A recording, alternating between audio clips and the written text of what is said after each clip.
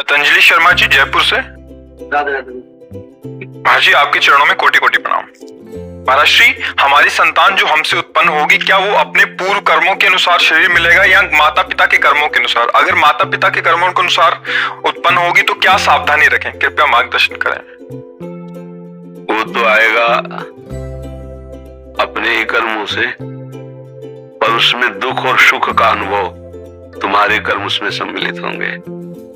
अगर आपने पूर्व में जो जीव पुत्र रूप में आ रहा है उसके साथ अभद्र कर्म किए हैं, तो आकर के जीवन भर आपको जलाएगा, आपको दुख देगा। और आपने भद्र मन मंगल में कर्म किए हैं तो जीव पुत्र बन के आएगा, तुम्हें सुख प्रदान करेगा। अब यदि समय भजन कर लो भगवान का, तो तुम उसके भी भाग्य को बदल सकते हो और अपने भी भाग्य को बदल सकते हो। ये भजन ही एक ऐसा कर्म है जो सब सुधार देता है। मार्कंडेय ऋषि के पिता महाराज मृकंड ने देखा, बहुत ज्योतिषाचार्य थे, कि 5 वर्ष में मेरे पुत्र की आयु खत्म है, मर जाएगा। बड़ी चिंता हुई कि जीवन भर भजन करते रहे, तपस्या की। पहले प्रायः हम सब ऋषियों की ही संतान है, रहते गृहस्थ में थे पर पूर्ण ऋषि तपस्वी मुनियों की तरह हम सब ऋषियों की संतान है। जब गोत्र पूछा जाए तो देखो नहीं बोलते भरद्वाज गोत्र, याज्ञवल्क्य, हम सब ऋषियों की संतानें हैं।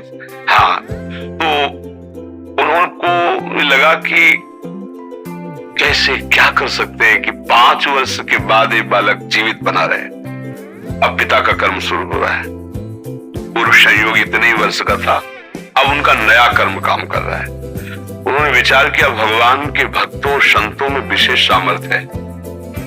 यदि संतों को साष्टांग दंडवत करे और संतों का आशीर्वाद मिले तो मैं इसे मृत्यु से भी बचा सकता हूं। उनको पता था, उनकी श्रद्धा थी, उनकी भावना थी। तो प्रायः पवित्र नदियों के किनारे ही ऋषियों के आश्रम होते थे, तो गंगा जी के समीप ही घाट में खड़ा कर देते। जो भी संत दिखाई देते, वैष्णव तिलक या शैव तिलक, वो सबको आदेश कर, छोटा सा बालक 2 वर्ष 3, साष्टांग प्रणाम करो, साष्टांग प्रणाम करो। उनकी सेवा ये थी, प्रसाद पाओ और जाग घाट में खड़े हो, जो भी संत दिखाई दे साष्टांग प्रणाम करो। एक दिन प्रच्छन्न वेश से गुप्त रूप से सनक सनंदन सनातन सनत कुमार भी, अब आपको क्या पता कौन महात्मा किस कोटि का किस वेश में तुम्हारे पास बैठा है, या तुम्हारे संग वार्तालाप कर रहा है, या तुम्हें कभी मिल सकता है, हमारी दृष्टि नहीं ना। और वो दिव्य महापुरुष थे और वो देखा करते थे। जो साष्टांग प्रणाम किया तो चारों संत वेश में थे, उनका चिरंजीवी भाव, बस वो आ गए। महाराज, मेरी दृष्टि अचूक है, आप सनक सनंदन सनातन सनत कुमार, चारों ब्रह्म कुमार है ना, प्रच्छन्न वेश से आप घूम रहे हैं, ये तो अभागी है, 5 वर्ष में इसकी मृत्यु हो जाएगी। वो आप कह रहे चिरंजीवी भव, तो आपके वचन मिथ्या या इसका भाग्य मिथ्या? इसी बात में बैठे थे कि कोई ना कोई महापुरुष जब फंसेगा तो ये भाग्य को मिटा सकता है, साधारण थोड़ी मिटा पाता है, महापुरुष ही मिटा पाता है, उसमें सामर्थ्य होती है। तो उनका ठीक है, चिरंजीवी तो रहेगा ही। तुम्हारी ज्योतिष से तुमको पता है किस मिनट में किस सेकंड में मृत्यु होगी। उस दिन प्रातः से लेकर के और मृत्यु समय तक भगवान शिव के मंदिर में शिव का आलिंगन करके इसे बैठा देना, बस फिर और हम देख लेंगे। ऐसा ही किया। चारों ब्रह्म कुमार दरवाजे पे खड़े हो गए। तो ऐसे पुरुषों के पास यमदूत नहीं आते, साक्षात धर्मराज आते हैं। धर्मराज ने देखा सनक सनंदन सनातन सनत कुमार, तो उनका इस जीव का समय हो रहा है, आप आदेश करें तो मैं इसे ले जाऊं। नहीं, मैंने तो चिरंजीवी भाव कहा है। बोले ब्रह्मा के आप पुत्र हैं, ब्रह्मा के द्वारा ही विधान किया जाता है। तो इतनी वार्ता हो रही थी कि भगवान शंकर प्रकट हो गए। उनका कि कुछ बदलना नहीं है, 5 वर्ष की आयु ना, 5 वर्ष, मेरी आयु के 5 वर्ष रहे। भगवान ब्रह्मा जी एक सुई लेकर के ऐसे कमल में छेदे थे, आका 1 वर्ष हो जाता है। वो क्रम जब समय का लेंगे, जैसे उत्तरायण दक्षिणायन देवताओं के दिन रात। ब्रह्मा जी का दिव्य 100 वर्ष का जो आयु का भी विवरण है ना, उसको जब पढ़ो तो होश खराब हो जाएगी। एक दिन में 74 मनु बदल जाते हैं, इंद्र बदल जाते हैं एक दिन में। और भगवान का समय, वो जो ब्रह्मा जी का समय, निमेष, पलक झपकना, इतने ब्रह्मा की पूरी आयु हो गई।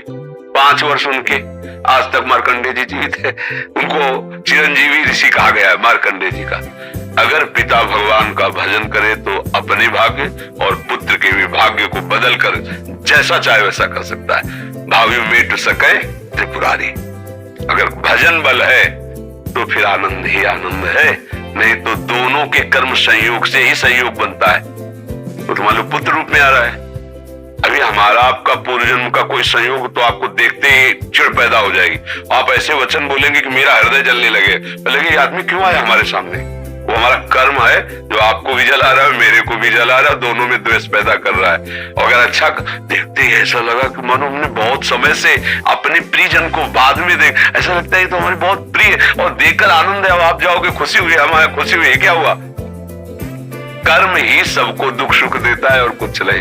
अगर कर्म को कोई मिटा सकता है तो भगवान का भजन मिटा सकता है दूसरा नहीं। खूब प्रभु का आश्रय लेकर के उनकी लीला गायन करो, नाम जप करो, सब ठीक हो जाएगा। और गर्भस्थ शिशु को भगवत चर्चा सुनानी चाहिए, उससे प्रभाव पड़ता है। जैसे माँ गर्भवती है तो चाहिए कि स्वयं स्वाध्याय करे या फिर परिवार के जन कथा कह रहे हो चुपचाप शांति से बैठ के सुने और नाम जप करे, तो गर्भस्थ शिशु पर उसका प्रभाव पड़ता है।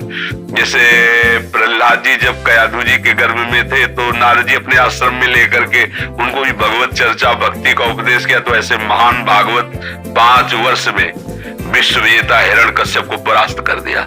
5 वर्ष की आयु प्रहलाद जी के, और विश्व शक्ति संपन्न हिरण्यकश्यप परास्त कर दिया।